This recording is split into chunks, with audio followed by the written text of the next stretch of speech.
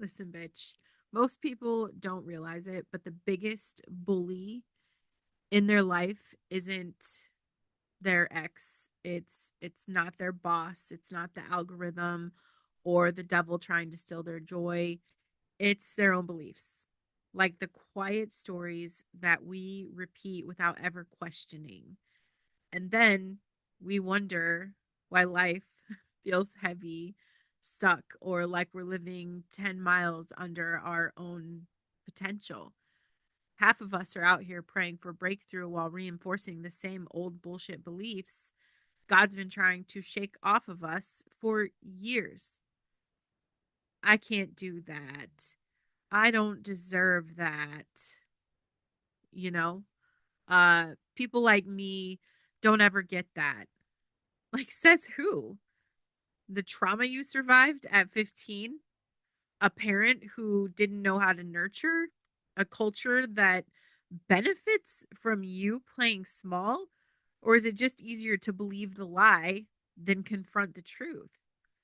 Today, I'm talking about the beliefs that hold us back, the ones that sound reasonable but are actually sabotaging your future. And before you start shrinking in your chair, relax. We're not doing shame. We're not, you know, we're going to work on awareness, ownership, responsibility, and action. Because once you see the belief, you can replace it. And once you replace it, your whole life starts rearranging itself in your favor. So, if we, how am I saying this? Nobody says this, but the stuff that is blocking us, you guys, it's not the economy. It's not the trauma that you went through, it's not your ex. It really is your beliefs, and these stories run on your default mode network in the background, like some annoying Windows update that refuses to install, but it just keeps popping up and just ruining your day. And most of our beliefs that we have, this is the worst part of the whole scenario, is that they're not even chosen. They're hand me downs. Do you understand? From parents, culture, teachers, church ladies, and survival seasons that are long over. But here we are, still living by them like it's the 10 commandments instead of just old coping mechanisms. So I want to talk about four beliefs today that secretly choke out your dreams and how to dismantle them like an adult. Because some of y'all are out here like toddlers having tantrums, okay? The first belief is my dreams are unrealistic. I should probably tone it down. You guys have my book. Do you have my Once Upon a Time Bitches book? Because if you do, there's a chapter called Dream Big and then Dream Bigger. Really, this is just humility when you're telling yourself this story. And yeah, it sounds mature, it sounds responsible, it sounds reasonable, but like it's just sabotage wearing a costume, because what you're really saying is, I don't believe I'm capable of living the life that I actually want, so I'll pretend not to want it. There is a fear underneath that belief. If I try and fail, then I'll have to feel the grief of not being enough. So better to not try at all, right? Wrong, bitch. Okay. That's how dreams die while your meat suit is still breathing. And this block is going to show up like you have this great intention, you're a chronic planner, and you have zero execution. You daydream about what you want, how you want to spend your time, what you want to do, but you never commit. You shrink goals or don't even make goals to avoid disappointment. And then you spend your time building detours instead of roads. Dreams aren't achieved in leaps, they're achieved in stair steps. So write them down like a staircase, like step one, step two, step three, micro action, micro proof, micro win. And every step deserves celebration, not shame. So replace that belief with like, I'm allowed to pursue my dream step by step.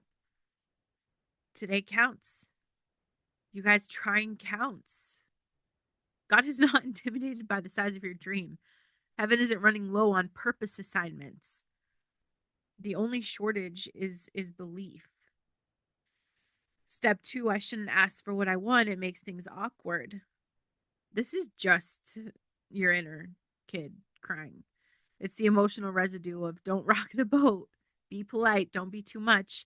Other people's feelings matter more than yours. Everyone else is allowed to have needs. That's what you're telling yourself. I'll just adapt.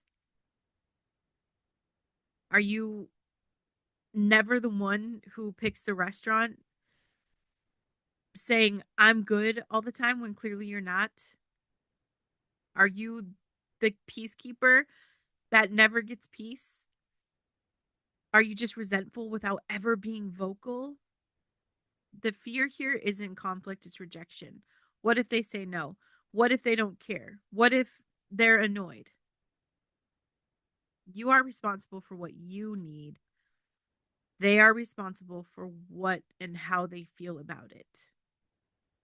Start by asking for tiny things like, again, micro requests so we could build the confidence and the evidence. Can we talk? Actually, I don't like that. Here's what I need. My favorite, no thanks. Some people are going to adjust, some people are going to push back, and their reaction tells you who respects you, not whether you should have asked. Okay. So the replacement belief for this is going to be my needs matter. Asking is not a burden. Saying it out loud is not aggression. This is one of my struggles, and I acknowledge that and I take responsibility for that. And I'm working on that. I don't trust people. I'm done.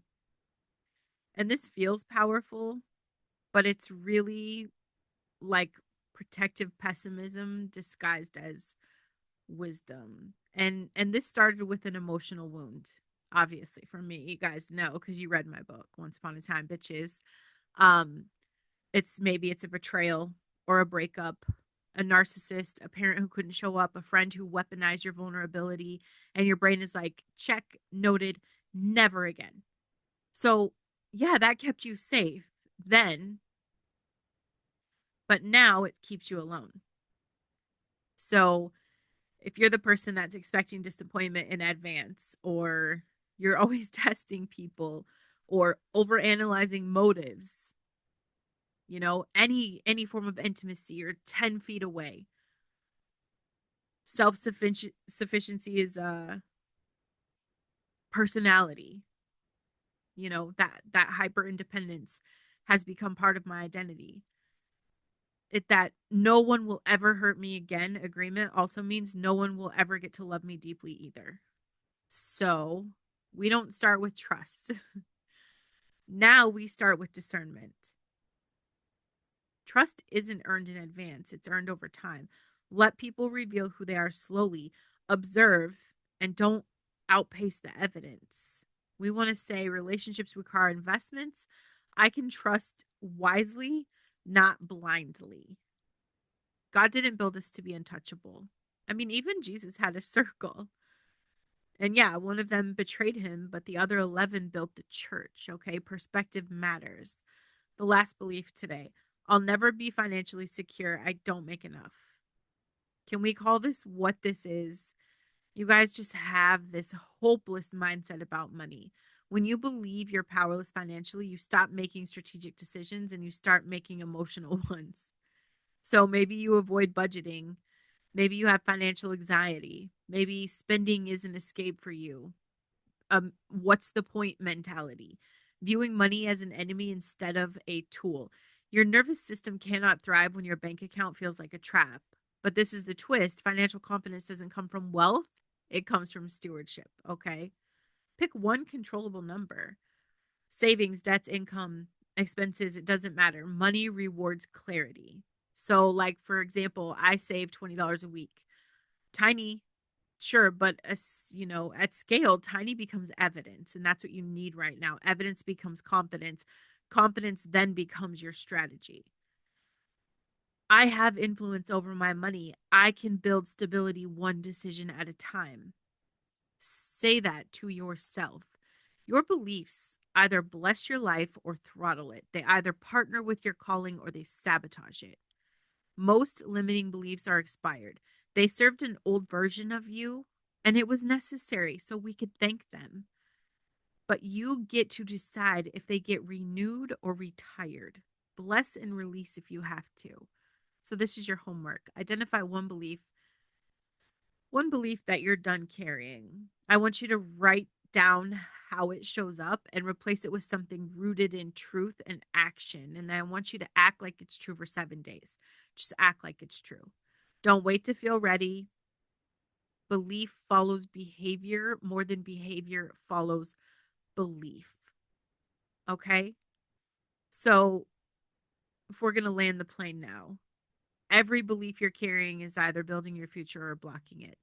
And the wild thing is, God isn't sitting out there withholding destiny from you. Most of the time, He's waiting for you to stop agreeing with the bullshit lies the devil tells you because He never co signed on that. So you can pray for breakthroughs all day long. But if your beliefs are still rooted in fear or unworthiness, and that's just how I am, like, you're going to keep circling the same mountain. At some point, you have to decide that the old story doesn't make the rules anymore. Not after everything you've survived, not after everything God has walked you through. If you're brave enough to actually change, identify one belief that you're done living, call it out, write it down, and replace it with something true, something backed by evidence, something you can actually live out this week, not someday, not when you feel ready, not after your chaos settles, but now. Reflection without action is fake self-awareness. We're not doing fake. We're doing growth. We're doing obedience. We're doing responsibility, and we're doing it while God is very much still in the room. If you want to go deeper, your beliefs are loud and messy, and you need help untangling them. Coaching is where we do that. And if you're ready to take all of this and turn your mess into that powerful message, podcast, book, micro content, whatever, also my lane, please message me. I'll see you guys on the next episode. I love you. Stop wasting your life.